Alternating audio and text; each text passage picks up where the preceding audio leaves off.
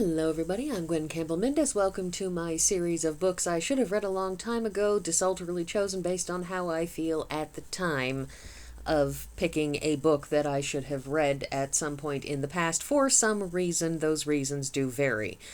So because because the Arabian Nights are technically a series of books, I've been doing, one at a time, but it's kind of all just one big thing that could potentially be one giant super volume, but anyways, so we're on book 6 of a book that does not actually have this cover, but this is a better looking cover than anything that Gutenberg has.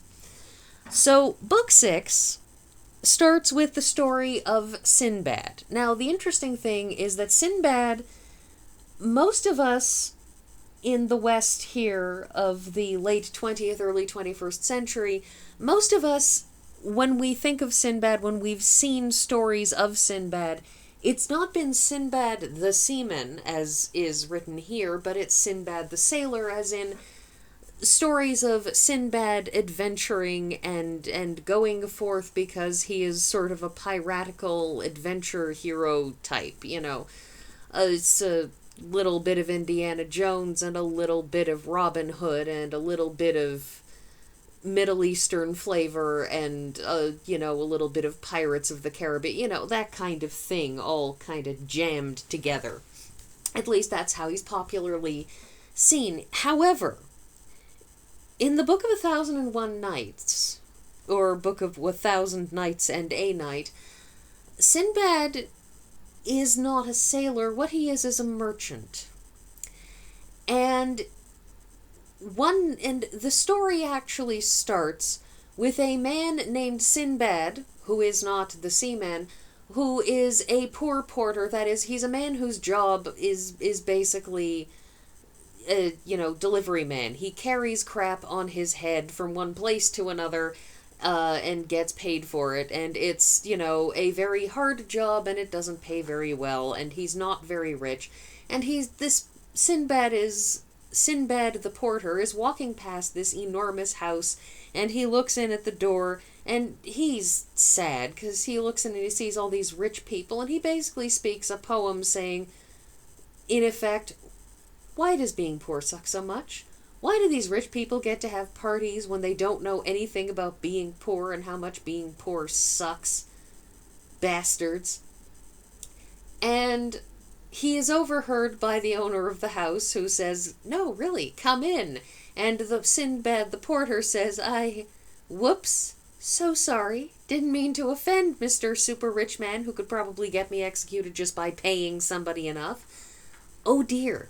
Anyways, but the house owner invites him in and says, no, I'm not mad. I think your poem was a nice little poem. And so,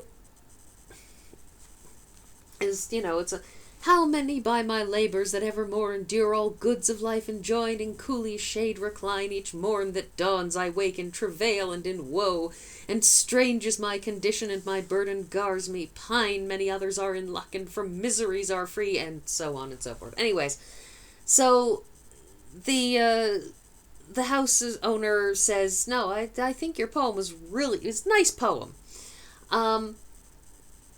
But you should sit down and join me. So what's your name? And the porter says, my name is Sinbad. And the guy says, wow, so we must be like brothers from another mother, because my name is Sinbad too. Let me tell you the story of my 7 travels. And so he goes on to tell the story, which, the first one, that his first voyage is, it starts like far too many of these stories start with, I was really, really well off, and I didn't pay attention to how much I was spending, and I wound up abruptly poverty-stricken. So he said, all right, I'm going to go and I'm going to voyage, and I will make up my fortune and stuff. So he gets on a boat, and he goes to voyage, and it turns out that The place where they landed is basically, they landed on an island, only it turns out it's not an island, it's just like this giant fish or something that decides, now that there are people on my back, I'm going to go and down back into the water again. So he, almost drowns, just barely survives, has all kinds of terrifying adventures, involving endless numbers of monsters and people helping him and, like, all kinds of, like, just wild things. And so eventually he manages to, collect his stuff and come home. And he basically says, and it was, really, really great, and I had all of this money, and I, said, all right, I'm coming home, and I'm never going to go anywhere ever again, because I'm great.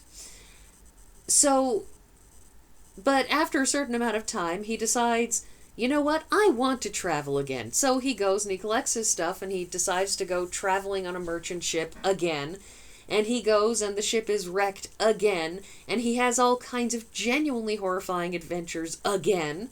And he eventually makes his way back home with enough money to, maintain his fortune and stuff. And then his third adventure is much the same, and his fourth and his fifth. His sixth is genuinely horrifying, because he gets to this, I believe it was the sixth, where he gets to this point that he has, again, nearly died, nearly drowned, nearly been, like, eaten by cannibals, nearly this, that, and the other thing. He finds his way to a nice civilized city, and the Sultan of that city decides that he wants Sinbad to be his friend and everything, and then he says, okay, Sinbad, you're going to get married. Here's the woman you're going to marry. You're gonna marry her. And Sinbad, after some hemming and hawing, says, well, I guess, okay, I'll marry her. And things are fine and great until the wife of a friend of his, in this new life that he has started, dies, and he sees the man sort of wailing, and he's like, it's fine, it'll stop hurting, and, eventually you'll find a new wife, and it will all be fine. The man said, I'm not going to find a new wife, I will die tomorrow. And Sinbad is like, what are you talking about? How can you possibly know you're going to die tomorrow? And it is explained to him that when one spouse dies, the other is buried with them. Or rather, not buried, but lowered into a cave. And so his friend is lowered into a cave, and Sinbad abruptly realizes that that if his wife predeceases him, he is going to be lowered into a cave and die. So his wife, but he says, well, she's young, she'll probably outlive, it'll be fine, he says. And then in the next couple months, she sickens and dies, and he winds up protesting vociferously, but still being lowered into the cave where they lower their dead with a small amount of food. And what he does in that cave is, every time a new person is lowered down, he beats them to death with a rock and steals whatever food had been dropped down with them. And this goes on for, like, months. And all I can think every time I look at that is, you didn't even talk to one of them once to say, maybe we could figure a way out of here, maybe we could find a way to climb out. Not once, you just see somebody come down there and beat them to death with a rock. I am not sure that Allah would approve, because I'm pretty sure I don't approve. Anyways, eventually he manages to find a crack in the back of the cave, and just manages to escape and make his way home, and swears off voyaging ever again, and then in the last story he, winds up going on a seventh voyage, because he's like an idiot who hasn't yet learned that every time he goes on a voyage, he nearly dies and nearly gets eaten by cannibals every time. But, interestingly, there is in fact a second version of his final voyage from a different variant of this collection of stories that our translator was aware of, and in that version is a much more narratively consistent story where he is called into the local sultan, or Raja, whatever he is, who is in charge of his city, and the man says, well, listen, I want you to go on a voyage. And Sinbad says, I'm not going on a voyage. I keep almost dying. Look at what happened to me, and tells the king everything. And the king says, yeah, that sucks. You're still going. And so his 7th voyage is done under duress and royal order, which frankly is much more supportable in a narrative sense. This also includes the City of Brass, which is an extremely strange tale of people hunting for the city from which the race of the Jinn come. Craft and Malice of Women, or the Tale of the King, his son, his concubine, and the 7 Wazirs, in which this king,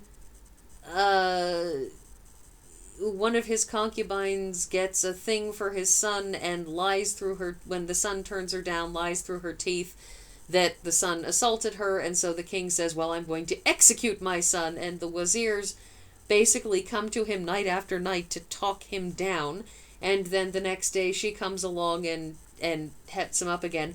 This is more nesting stories. This is, the Wazir will say, let me tell you the story about this and this and this and this, which will hopefully convince you to not execute your son.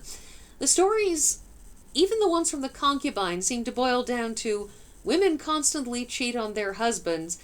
The only thing about craft and guile that makes a difference is whether it's the men who are crafty and getting revenge on their wives for cheating on them, or the women who are crafty and avoiding getting punished for cheating on their husbands.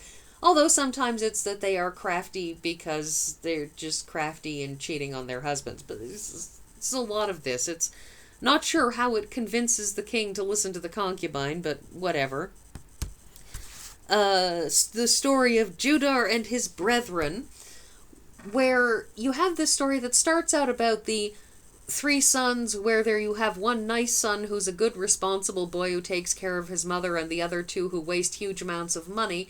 And then Judar comes back after having had various adventures where he came back with a fortune, and decides to rescue his brothers from prison, even though his brothers had basically earned it by pretty much admitting in front of the Sultan that they had, stolen all of their mother's stuff and wasted all of their money and were just being terrible people. And he breaks his brothers out of prison and then steals all of the Sultan's money.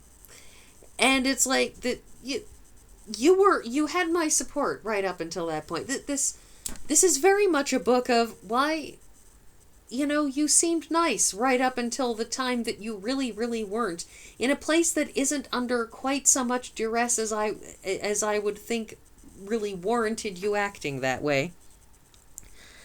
And then finally, the history of Gharib and his brother Ajib, which meanders a lot, but I was very interested by the ease with which everybody converts to Islam. This is, of course, an Islam that predates Muhammad. That is, the story is set in a time before Muhammad, and so instead of saying, the thing about how there is no God but God and Muhammad is his prophet, in this time, ostensibly, Muslims existed before, Islam, before Muhammad, but apparently in that time before then you would say there is no God but God and Abraham is his friend or something. And they, convert, thousands of people just by expounding upon Islam, and everybody just converted, because, wow, sounds great. This is an interesting one. There's not a lot of smaller stories in this, except, the subset nested stories. Instead, this is really several very long narratives.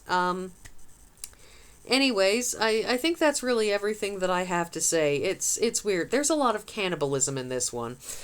Yeah, so, I think that's everything, and I will see you all next week.